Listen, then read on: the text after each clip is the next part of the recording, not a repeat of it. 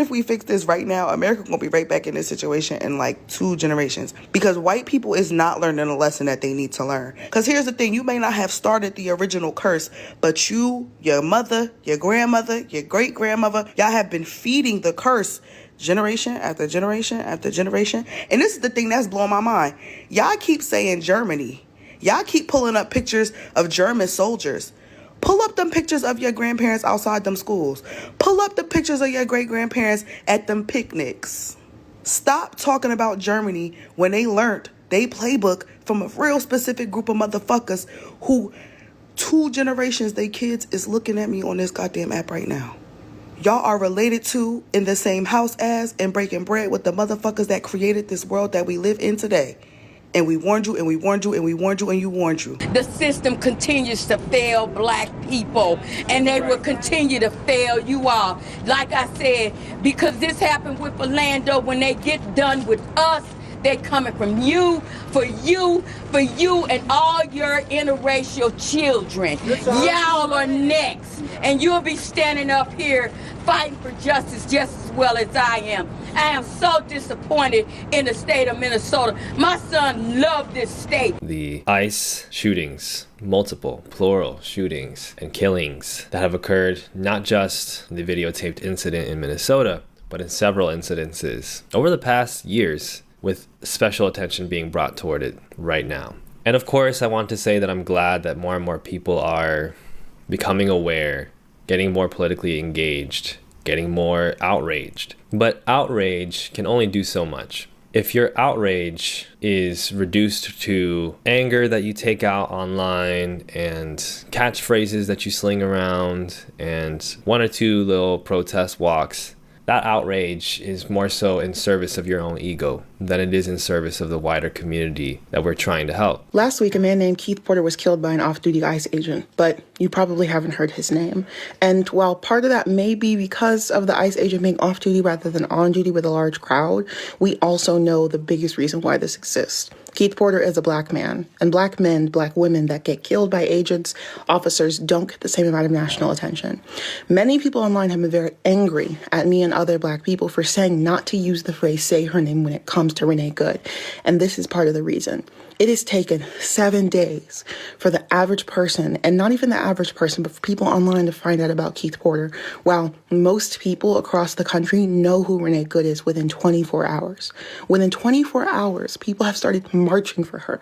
They have been sharing the stories of her families. They have been talking about her, sharing posts of her, memorializing her, making sure that she is known.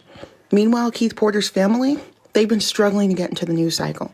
They've been struggling to have any conversation. And the same defense that ICE agents are using to justify killing Good is the same defense that they're using for justifying killing Porter. They say that he had a weapon and that he pointed it at them first, despite the fact that nobody on the scene concurred that, aside from the officer who shot him.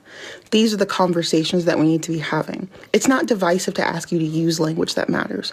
It's not offensive to ask you to consider how you're speaking about an issue, because part of the reason why fascism is happening now in the United States is because certain groups of people have never had to care this much. How did we let it get so bad? Do you know who could have warned you? Kwame Jones, William Howard Green, Jackeen O'Neal Light, Leonard Parker Jr., Carl Grant, Reginald Payne, Manuel Ellis, Barry Geddes, Donnie Sanders, Breonna Taylor. These are lived realities for black folks in the United States. And we often take that almost like it's supposed to happen. Warnings are not taken seriously. Not because these warnings are not clear, but this is because people who are giving us this kind of warnings have been ignored. We have seen that for centuries that black thinkers, organizers, and also black community at large, they have actually been ignored. But we know that these people have been sounding alarm concerning this kind of state violence, state imperialism, and also the systemic inequality. But yet, what we are seeing today is that the much broader public, they acting as if this kind of crisis is sudden discovery. They acting as if this is something they've seen for the first time, as if it is something they've never been actually taught to be ready for. And why do people keep ignoring people who have been actually mapping this kind of problems before they even reach the mainstream media? And let's get to understand what happens if we fail to listen. All right, before you process what I'm about to say through a racial lens, think about it from a common sense standpoint. If 92% of black women saw Trump for who he is, and they warned us about him from the beginning, then why are all of the preachers and prophets we listen to week after week mostly white male Republicans? These guys are going to stand up on a Sunday morning and tell us what God is saying to us as a nation, but they can't see that Donald Trump is a creep and a wolf in sheep's clothing? These are the things that are just so baffling to me. If you can't see that Donald Trump has totally owned white Christians with racist dog whistles and religious dog whistles, I mean, he has owned you guys, then I really don't want to hear what you have to say about the Bible or about what God is saying right now. But I am very interested to hear what those 92% of black women have to say. So why don't y'all just move over and hand them the mic already? I'm wondering, when are white people going to start listening to the black community? When are we going to admit that they were right about Trump? They were right during the civil rights era. They were right about abolition. And now we know, now we can see they've been right about Trump all along.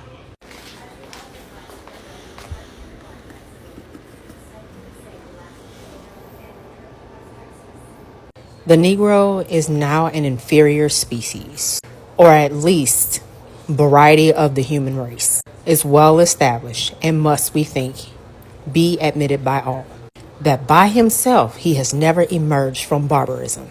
And even when partly civilized under the control of the white man, he speedily returns to the same state, if emancipated, are now indubitable truths.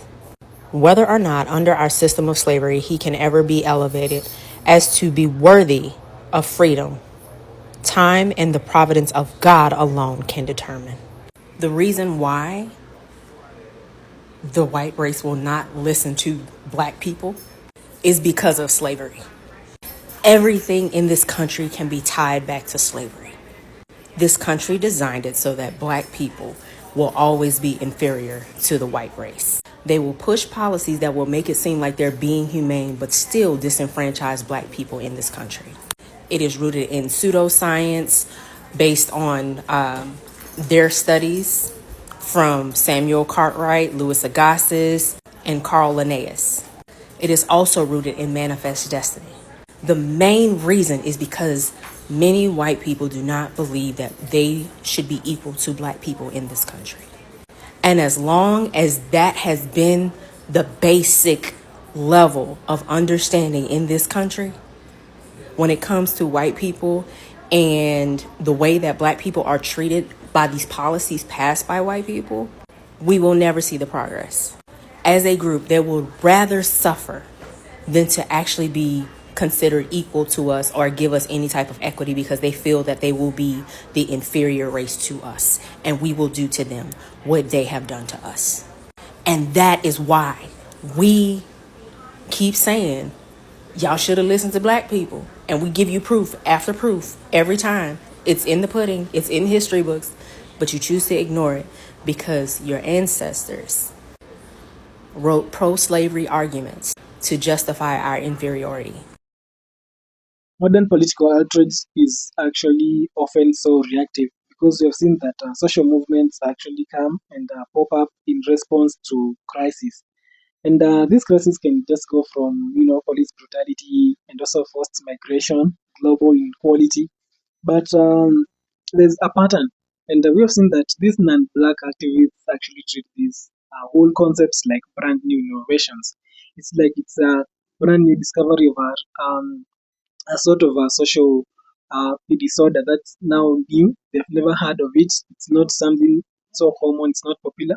But we've seen that. But we all know that black communities, on the other hand, they've been warning about all these kind of dynamics for generations. But we have kept ignoring them, and that this does not even affect the whites only, because this is a global thing, and we know that.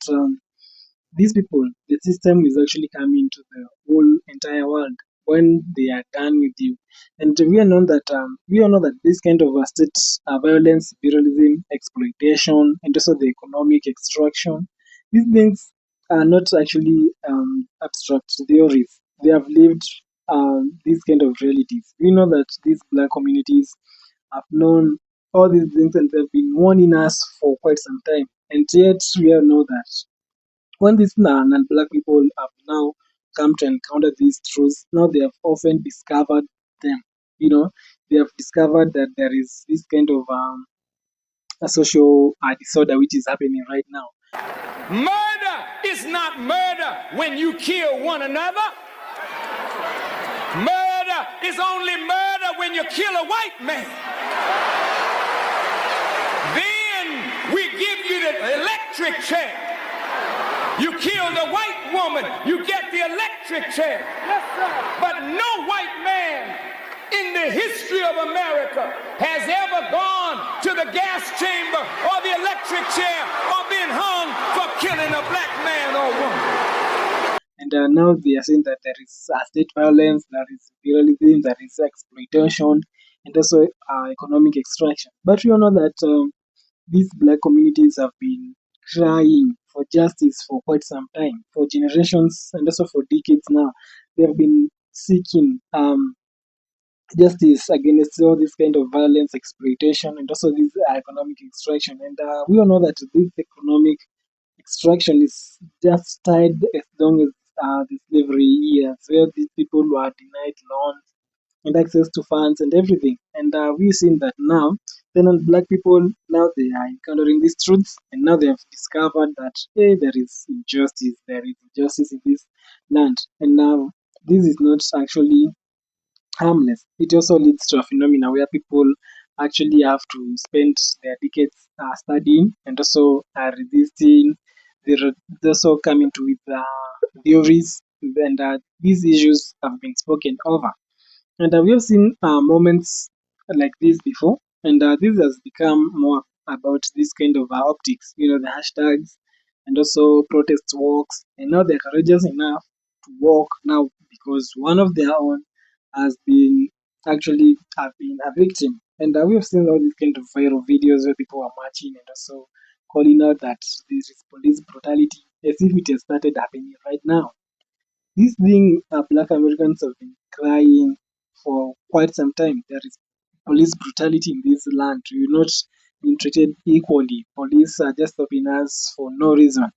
They've been saying all this, and we've been ignoring them. And the only response that we've been giving them is that these people are so emotional. They like to play victim. Just let the system do its work.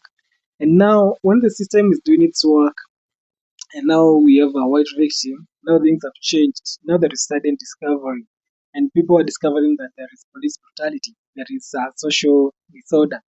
Now this kind of outrage is performative because the lesson we have been ignored for quite some time. But now, when this cycle has repeated and affected their own, now we know that there is social injustice. And this kind of some racial concepts only which now start to gain traction once they affect non-black populations. We are just wondering like why now? Take for example this police abolition, police abolition, and we have seen that black communities have advocated for that for quite some time, not even recently, because it became a mainstream thing, but it was not even aired so much that these people could get the justice. But when violence starts affecting those who are outside the black neighborhoods, now it has become a whole mainstream thing. And we are calling out for justice right now. And black Americans have been warning these people. But it is so easy to ignore them when none of our communities have been affected directly. Or let's consider the ICE agent thing. Black activists have actually been warning for a long time that this agency's role in this state violence and global um, deportation systems. But many did not even actually engage in that until it began hitting citizens who looked like them. Yeah, the Latinos, just to name a few. But this kind of selection attention is not accidental actually. It reflects a society that actually measures justice not by actually its kind of intrinsic harm, but it also comes to ignore who is actually harmed visibly. So now they are trying to be so selective when it is one of their own, one who is close to whiteness, or when it is actually one who is non-black. That's when now they start calling out their own system. But we have known that Black Americans fought for the civil rights. They have been there just to fight for their own existence. Why is it that they cannot exist normally, freely, just like other races? Now, when history is ignored, people who have actually sounded the alarm are actually sidelined. And that's what we saw. That's what has been happening. Now, while that's the so-called new voices now claim the innovation, now that's now a discovery.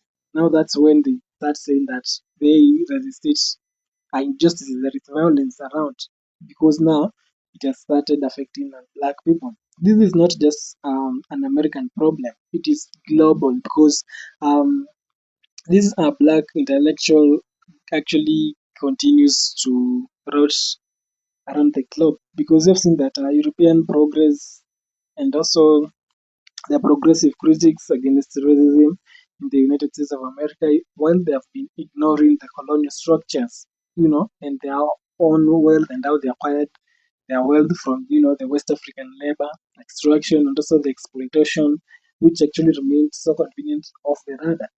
And we all know that in Latin America, the Asian role in the independence movements, all those things which have been happening, that this kind of pattern is so clear.